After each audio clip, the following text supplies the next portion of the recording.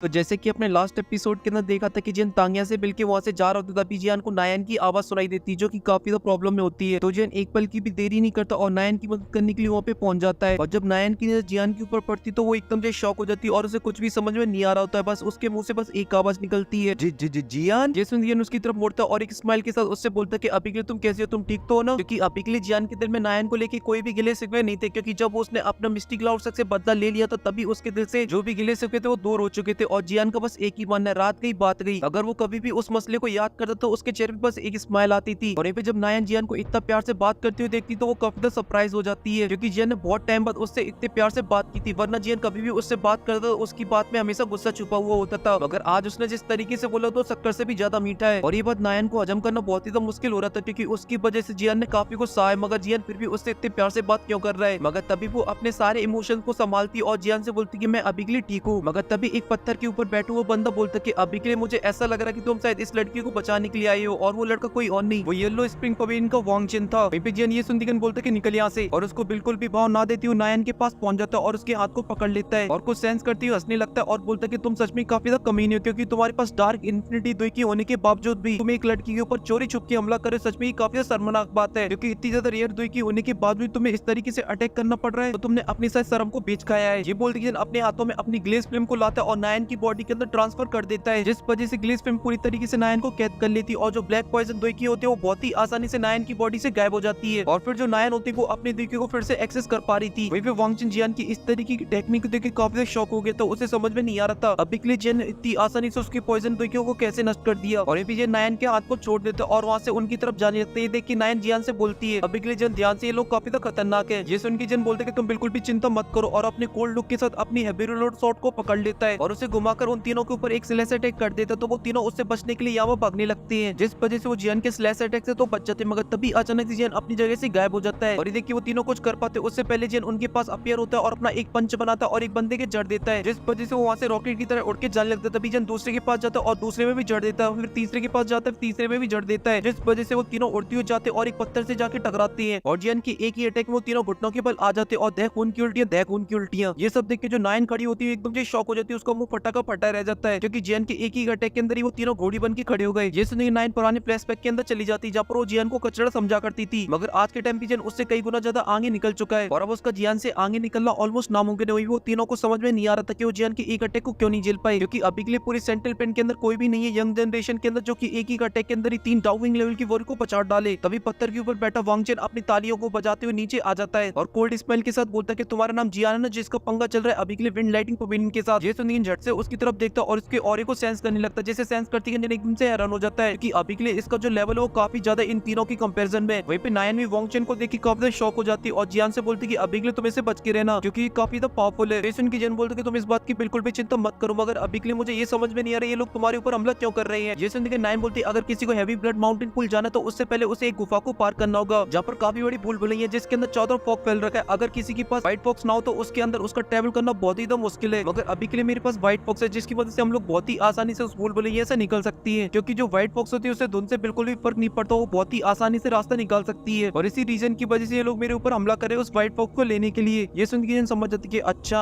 तो ये मैटर है सब कुछ, और फिर उन लोगों की तरफ देखता और बोलता कि भाई साहब निकल लो, कुछ नहीं मिलने वाला तुम्हें यहाँ से। तो ये सुन के वांगचेन बोलता कि वैसे भी मुझे इस व्हाइट फॉक्स के अंदर बिल्कुल भी इंटरेस्ट नहीं है, मगर इन तीनों को अभी के लिए इसकी जरूरत है, जिसकी वजह से मैं इन लोगों की मदद कर रहा हूँ, क्योंकि ग्राउंड स्पिरिट गेट के अंदर मेरा एक दोस्त है जिसने मुझसे बोला था कि मैं इन तीनों की मदद करूँ हेवनली माउंटेन तक पहुंचाने तक। और रही बात मेरी, तो मेरे पास एक स्पेशल तरीके की टेक्निक है जिसकी मदद से मैं बहुत ही आसानी से यहाँ से जा सकता हूँ, मगर मैं अपनी टेक्निक इन तीनों के साथ शेयर नहीं कर सकता। इस वजह से मुझे इस व्हाइट फॉक्स की जरूरत है जिससे ये तीनों हैवी ब्लड माउंटेन तक पहुंच पाए। इस वजह से चुपचाप वो व्हाइट फॉक्स हम लोगों को दे दो। ये सुन के जन बोलते कि निकल ले तो यहाँ से पहली फुर्सत में, क्योंकि व्हाइट फॉक्स तुम्हें किसी भी कीमत पे नहीं मिलने वाली है। ये सुन के जो वांगचेन का फेस होता है वो काफी डार्क हो जाता है और उसकी बॉडी में से ऑरा निकलने लगता है और बोलता है कि मैं कोई मामूली इंसान नहीं हूँ, मैं हूँ येलो स्प्रिंग पवेलियन का वांगचेन, जो तुमने मुझे ऑर्डर दिया और मैं यहाँ से चला जाऊंगा। ये नाम सुनने के नायन और जियान दोनों काफी शॉक हो जाती है, मगर तभी जियान के फेस पे एक स्माइल आ जाती है और बोलते कि अच्छा तीसरा नमूना ये है, अब बस सिर्फ एक बचा फॉलिंग स्टार पवेलियन का डिसाइबल से मिलना और बाकी है। वहीं पे जो नायन थी वो अभी के लिए काफी डर चुकी होती है और वो जियान से बोलते कि अभी के लिए हम लोगों को व्हाइट फॉक्स को दे देना चाहिए, क्योंकि मैंने इस वांगचेन के बारे में काफी कुछ सुन रखा है, ये बहुत ही खतरनाक है। और साथ ही ये भी कहा जाता है इसका जो लेवल है वो अभी के लिए डाउअंग की पीपर है, और साथ ही इसने डाउजोंग लेवल की वॉरियर के साथ भी फाइट की है, जिसमें बहुत ही आसानी से उनसे बच के भी निकल गया है। ये सुनने नायन की तरफ मुड़ती हुई देखता और बोलता कैसी बात कर रही हो मंगेतर जी, अगर हमने इसे व्हाइट फॉक्स दे दी तो फिर हम लोग कैसे निकलेंगे उस पावरफुल हो रही है से। ये बोलती कि जन एक स्माइल करता और बोलता कि तुम बिल्कुल चिल मारो, कोई भी नहीं है यहाँ पर जो हमारी चीज को ले पाई। ये सुनती कि नायन के चेहरे पे एक स्माइल आ जाती है और उसके दिल में एक अलग ही कॉन्फिडेंस आ जाता है और उसे ऐसा लग रहा था कि वो अभी के लिए सबसे सेफ पर्सन के पास खड़ी हुई है। तभी जन वांग चेन की तरफ देखता और बोलता कि अभी के लिए तुम इस व्हाइट फॉक्स के बारे में तो भूल जाओ, अगर तुम्हें ऐसा लगता है कि तुम इसे ले सकते हो तो फिर आ जाओ देख लेते हैं। और ये बोलती है अपनी हैवी स्वॉर्ड को कस के पकड़ लेते। ये सुनती कि वांग चेन एक स्माइल के साथ बोलता है जियान से, जब मैं यहाँ पे आ रहा तभी मेरी मुलाकात तांगिया से हुई थी और मेरी उससे फाइट भी हुई थी। अभी तांगिया ने मुझसे बोला था कि मुझे एक ऐसा बंदा भी मिलेगा जिससे अगर मैं फाइट कर दूं तो जो मेरी फाइट के मजे वो और भी तो बढ़ जाएंगी। शायद वो तांगिया तुम्हारे बारे में बात कर रहा था। ये बोलती कि वो अपने देखिए को बाहर निकाल लेता है और जियान के ऊपर हमला करने के लिए जाने लगता और बोलते कि चलो अब तुम्हारे साथ थोड़ा खेल लेता हूँ। ये बोलती उसके पाम के अंदर काफी डार्क देखी आ जाती है और उससे वो जियान के ऊपर हमला करने के लिए जा रहा होता है, मगर वहीं पे जो जियान होता है वो अभी भी पोज मारे खड़ा हुआ होता है। तभी जियान अपनी ग्लेस फ्लेम लेता है और अपनी हेवी रोल शॉट के अंदर डाल देता है और उससे वांग चेन के पाम अटैक के ऊपर हमला कर देता है। जैसे दोनों आपस में टकराते तो वहाँ पे काफी बड़ा ब्लास्ट होता है और जो वांग चेन होता है जमीन से खिसट तो वो जाता है और जाके सीधा एक पत्थर से टकराता है और उसकी हालत एक ही में खराब। मगर जियान की अभी के लिए जो ग्लेस फ्लेम होती है उसके हाथों में चिपक जाती है, इस वजह से वो अपनी डार्क दोइकी से उसे अपनी बॉडी से हटाने लगता है। मगर अभी के लिए उसकी जो आंखें थी वो एकदम से फटी की फटी रह जाती है और बोलता है ये तो हेवनली फ्लेम है। जिसने अपनी हेवी रोल शॉट को अपने स्पेस ट्रंक के अंदर रख लेता और मस्त पोज मार के खड़ा हो जाता है, जहाँ पर वो अभी के लिए टुको टुको वांग चेन को देख रहा होता है और बोलता है कि इसकी पावर भली काफी अच्छी है मगर अभी के लिए मेरा सामना नहीं कर सकता, इसे मैं बहुत ही आसानी से हरा सकता हूँ अपनी 50% पावर में ही, क्योंकि अभी के लिए मेरे पास हेवनली फ्लेम है और इसके पास जो डार्क दोइकी वो मेरी हेवनली फ्लेम से काफी डरती है, जो कि इसकी डार्क इन्फिनिटी दोइकी को बहुत ही आसानी से सप्रेस कर सकती है। ये बात वांग चेन भी बहुत ही अच्छे से जानता था, इस वजह से वो एक फॉर्मेशन को बनाने लगता और जियान से बोलते कि सच में तुम काफी टैलेंटेड हो, इस वजह से मैं हेवनली स्टेज के ऊपर तुम्हारा इंतजार करूंगा और वहाँ से गायब हो जाता है। वहीं पे ये सब देख के जो नायन थी वो बहुत ही शॉक हो जाती है क्योंकि वो वांग चेन के बारे में जानती थी। वो यंग जनरेशन के अंदर एक टॉप क्लास का वॉरियर माना जाता है क्योंकि उसके ऊपर येलो स्प्रिंग पवेलियन का हाथ था, इसलिए इसे बहुत ही अच्छे से पाल पोस के बड़ा किया गया था और इस वजह से किसी भी 1000 लेवल की बॉडी से जाके भिड़ जाता था क्योंकि इसके पास बहुत सारी कमाल कमाल की दाव स्किल थी। मगर जियान के सामने एक अटैक को भी नहीं झेल पाया। वहीं पे अभी के नायन के ऊपर ध्यान नहीं देता और उन तीनों बॉडी की तरफ देखता और बोलता कि भैया अभी भी तुम लोगों के चुनचुने दूर नहीं हुए तो मुझे बताओ, एक एक रैप का और जड़ देता हूँ तुम में, अगर हो गए तो यहाँ से पहली फुर्सत में निकल लो। ये सुनकर वो लड़खड़ाती हुई खड़े होते और अपना छठवा गेट डालते और वहाँ से पहली फुर्सत में निकल लेते हैं, क्योंकि वो एक बार पहले सोच भी सकते थे जियान से लड़ने की, मगर जियान ने एक ही अटैक के अंदर वांग चेन को हरा दिया तो फिर ये कौन सी खेत की बोली है। और उस जगह पे सिर्फ नायन और जियान खड़े रह गए थे, जिस वजह से वहाँ पे एकदम से सन्नाटा फैल जाता है क्योंकि दोनों को अभी के लिए एक दूसरे से बात करने में काफी शर्म आ रही थी। एक जना अपनी नजरों को झुकाए हुए जमीन पे डली हुई पत्थरों को गिन रहा होता है तो दूसरा वाला पेड़ पे लगी हुई पत्तों को गिन रहा होता है। एकदम से सन्नाटा फैल रखा हुआ होता है, कोई भी किसी से बात नहीं कर रहा होता है और ऐसे 5 मिनट बीत जाते और जियान समझ जाता है कि नायन तो बात करने वाली नहीं है, इस वजह से वो अपने गले को थोड़ा साफ करता है और बोलता है नायन जी क्या आप हैवी ब्लड माउंटेन की तरफ जा रही है। ये सुनकर नायन भी अपना सर नीचे झुकाए हुए हमेशा हिला देती है। ये सुनकर जियान के पास दूसरा कोई सवाल नहीं होता, इस वजह से वो फिर से सोच विचार में पड़ जाता है। मगर तभी जियान फिर से बोलता है नायन जी आप इतने खतरनाक जगह पे अकेले क्यों घूम रही, आपको कोई साथी नहीं है। ये सुनकर नायन बोलते कि नहीं मेरा यहाँ पे कोई भी साथी नहीं है और मैं यहाँ पे सिर्फ अपनी प्रैक्टिस करने के लिए आई हूँ, क्योंकि मुझे भी पता है कि जो मेरी पावर है उसकी दम पे मैं अभी के लिए उन 10 सीटों में से कोई भी सीट को हासिल नहीं कर सकती हूँ। इस वजह से मेरा जितना आगे जाना वो मेरी बस एक प्रैक्टिस का पार्ट होगा, ये मेरी टीचर ने मुझे आदेश दिया। ये सुनकर इनके एकदम से वो उड़ जाते हैं और बोलते हैं कि तुम लोग इन 3 सालों में ठीक ठाक तो रहे हो। ये बात नायन समझ जाती है और बोलती तुम शायद टीचर के बारे में पूछना चाहते हो। ये सुनकर जियान के एकदम से पसीने छूटने लगते और उसको पुराने फ्लैशबैक याद आने लगते और बोलते कि हाँ मैं उसके बारे में पूछ रहा हूँ। तो देखिए नायन को थोड़ा सा अजीब सा लगता है और बोलती कि हाँ वो ठीक है। ये सुनकर झट से बोलते क्या तुम लोग अभी के लिए इसी रीजन के अंदर रहते हो। ये सुनकर नायन थोड़ी देर के लिए चुप हो जाती है और फिर एक गहरी सांस लेती और बोलती है कि जब मैं यहाँ पे आ रही थी तो मेरी टीचर ने मुझे बहुत ही कड़े शब्दों में बोला था कि मैं उनकी लोकेशन के बारे में किसी को भी ना बताऊं और खासकर तुम्हें। ये सुनकर जियान का जो हार्ट होता है वो 1 सेकंड के लिए एकदम से रुक जाता है, मगर वो अपने फेस पे कोई भी एक्सप्रेशन नहीं लाता और बोलते कि ठीक है अगर उसे नहीं बताना है अपनी लोकेशन के बारे में तो कोई बात नहीं, और अभी के लिए मैं भी हैवी ब्लड माउंटेन की तरफ जा रहा हूँ, अगर तुम्हें मेरे साथ चलना है तो तुम चल सकती हो। ये सुनकर नायन के चेहरे पे एक बड़ी सी स्माइल आ जाती है और उसकी आंखों में एक अलग ही चमक, और जियान से बोलती अगर मैं तुम्हारे साथ गई तो मैं तुम्हारे ऊपर बोझ बन जाऊंगी। ये सुनकर जियान बोलता है ऐसी बिल्कुल भी बात नहीं है, तुम्हें यहाँ के बारे में काफी कुछ नॉलेज है, अगर तुम मेरे साथ जाती तो ये मेरे लिए काफी फायदेमंद होगा क्योंकि तुम मुझे यहाँ के बारे में काफी कुछ बता सकती हो। ये सुनकर नायन हमेशा ला देती और जियान के साथ वहाँ से जाने लगती काफी फास्ट तरीके से। तभी नायन जियान को बताती है अभी के लिए हम थोड़ी देर ट्रेवल करने के बाद हम लोग ऐसी एक जगह पे पहुंच जाएंगे जहाँ पर एक बहुत ही बड़ी भूल भुलैया है जिससे बहुत सारे लोग उससे बाहर नहीं निकल पाते, मगर अभी के लिए हम लोगों को बिल्कुल भी टेंशन लेने की जरूरत नहीं है क्योंकि हमारे पास व्हाइट फॉक्स है। मगर इसके बाद जो हमारी आगे की जर्नी वो भी इतनी ज्यादा आसान नहीं होने वाली क्योंकि अभी के लिए इस जगह को जो कंट्रोल करती है वो बहुत ही खतरनाक मैजिकल बीस्ट है। ये सुनकर एकदम से हैरान हो जाता और पूछता कौन से मैजिकल बीस्ट और वो कितने ज्यादा पावरफुल है। ये सुनकर नायन बताती कि अभी के लिए इस जगह को जो कंट्रोल करते वो माउस ट्राइब्स है जिनकी जो संख्या वो काफी ज्यादा और बहुत सारे ऐसे मैजिकल बीस्ट जो की रैंक 7 के अंदर ट्रांसफर हो चुकी है और वो अभी के लिए ह्यूमन फॉर्म के अंदर आ चुकी है। और हाँ मैंने इनके लीडर के बारे में भी सुना जो कि एक रैंक 7 का मैजिकल बीस्ट है और उसका जो लेवल है वो डाउजोंग लेवल के 6 स्टार पर है। ये सुनकर थोड़ा सा हैरान हो जाता और बोलते कि फिर इतना पावरफुल होने के बावजूद भी यहाँ पे इंसान आके इनके पूल के अंदर डुबके क्यों लगा रहे हैं, क्या ये लोग इस चीज को पूरी तरीके से कब्जा नहीं सकते हैं। ये सुनकर नायन हंसने लगती और बोलती कैसी बातें कर रहे हो, ये हैवी ब्लड माउंटेन पूल काफी ज्यादा रेयर है, इस वजह से इनके बीच में और ह्यूमन के बीच में पहले काफी बड़ी फाइट हुई थी, जिसमें ह्यूमन ने इनको बहुत बुरी तरीके से धो दिया। इस वजह से इनके बीच में एक कॉन्ट्रैक्ट साइन हुआ, जिसके बाद ह्यूमन का कोई भी पावरफुल वॉरियर यहाँ पर नहीं आ सकता, क्योंकि यहाँ पे सिर्फ एक ही राज चलेगा, वो होगा माउस ट्रैप का। और साथ ही यहाँ पे जो हैवी ब्लड माउंटेन पूल होगा उसके अंदर जो सीट है 10, उनमें से 2 सीट जाएंगी माउस ट्रैप के पास, और बची जो 8 सीट है उस पे लड़ेंगे बाकी के ह्यूमंस। ये सुनते के बोलते अरे तेरी लग गई लंका, पहले से 10 सीट थी उनमें से अब 2 और कम हो गई, अब लड़ो 8 के पीछे। ये सुन के नायन एक स्माइल कर देती और बोलती कि अभी के लिए काफी तो अच्छा हो चुका है, नहीं तो पहले के टाइम पर जो 10 सीटें हुआ करती थी उसमें से 8 सीटें माउंट ट्रैप्स के पास रहती थी और 2 सीटें ह्यूमन के पास। ये सुन के थोड़ा सा रिलैक्स फील करता, तभी नायन बताती कि हमें एक आगे चल के ऐसा चेक पॉइंट मिलने वाला है जब पर माउस ट्रैप वाले चाहे तो वो बहुत ही आसानी से अपना डिस्क्वालीफाई कर सकती है, या फिर हमने सभी चीजों को बहुत ही अच्छे से क्वालिफाई क्यों ना किया हो। इस वजह से तुम इस बात को बहुत ही कान खोल के सुन लो, हमें किसी भी माउस ट्रैप वाले बंदे को निराश नहीं करना है, वरना वो हमें कंपटीशन से बाहर कर सकते अपनी मर्जी के हिसाब से। ये सुनती जियान और भी ज्यादा निराश हो जाता और बोलता कि मैंने तो ये सोचा था जो पहले आएगा वो पहले पाएगा, मुझे क्या पता था यहाँ पे इतने ज्यादा रीति रिवाज चलती है। और ऐसे वो दोनों बातें करते करते काफी ज्यादा आगे निकल आते, तभी वहाँ का जो फॉग होता है वो काफी ज्यादा डार्क होने लगता है और जो चारों तरफ धुंध होती है वो धीरे धीरे बढ़ने लगती है। तभी उन दोनों की नजर एक गेट के ऊपर पड़ती जो की काफी ज्यादा छोटा था, जिसमें से सिर्फ एक ही इंसान का निकलना पॉसिबल था। मगर तभी उस गेट के पास 10 लोग खड़े होते जो की अभी के लिए उस गेट के अंदर एंटर होने वाले थे, मगर तभी वो सेंस कर लेते हैं जियान और नायन को, और इस वजह से वो रुक जाती है। तभी वो दोनों भी वहाँ पे पहुंच जाते। तभी उन 10 लोगों की नजर पड़ती नायन के ऊपर, जहाँ पर उसने पकड़ रखा था व्हाइट फॉक्स को, जिसे देखकर उनकी आंखों में एक अलग ही चमक आ जाती और उसे टुको टुको देखने लगते, क्योंकि अभी के लिए उनको वो चाबी मिल चुकी थी जिसकी वजह से वो बहुत ही आसानी से इस भूल भुलैया को पार कर सकते थे। और जब नायन इस बात को नोटिस करती वो फॉक्स को बहुत ही कस के पकड़ लेती और वहाँ से पीछे हटने लगती है। फिर नायन के सामने आ जाता और बोलता कि तुम्हें अभी के लिए चिंता करने की कोई भी जरूरत नहीं है, और उसके हाथ को पकड़ता और उसे लेके आगे जाने लगता और अपने दुई की ऑरा को रिलीज कर देता। जैसे सभी लोग जियान का दुई की ऑरा को देखते हैं तो सभी के जो व्हाइट फॉक्स लेने के जो अरमा होते हैं वो एकदम से ठंडे पड़ जाते हैं, क्योंकि जियान का अभी के लिए जो दुई की ऑरा था वो डाउवोंग की 9 स्टार का था, और वहीं पे जितने भी लोग खड़े हुए थे उनमें से जो सबसे ज्यादा पावरफुल था वो डाउवोंग की 5 स्टार का था। इस वजह से इनके बीच में जो गैप था वो काफी ज्यादा था। अभी जब एकदम फुल एटीट्यूड में बोलता कि अभी के लिए कोई भी 10 मीटर के एरिया के अंदर आया मेरे तो वो अपनी जान से हाथ धो बैठेगा, और ये बोल के जियान आगे जाने लगता है। और ये लोग जियान को आगे जाने देंगे कि नहीं जाने देंगे ये आप लोगों को पता चलेगा नेक्स्ट पार्ट के अंदर, क्योंकि ये वाला जो पार्ट है वो यहीं पे खत्म हो चुका है। और आपको इसका नेक्स्ट पार्ट जल्द से जल्द चाहिए तो आपको इस वीडियो पे करा देंगे 10 के लाइक और 1 के कमेंट। और अगर आप लोगों को उससे भी जल्दी चाहिए तो आप लोग ले सकते हो चैनल की मेंबरशिप को, जहाँ पर आपको वीडियो एक दिन पहले देखने को मिल जाएगी। मगर फिलहाल के लिए इस वीडियो में सिर्फ इतना ही। मैं मिलता हूँ आपसे नेक्स्ट वीडियो में, तब तक के लिए आप सभी को बहुत सारा प्यार।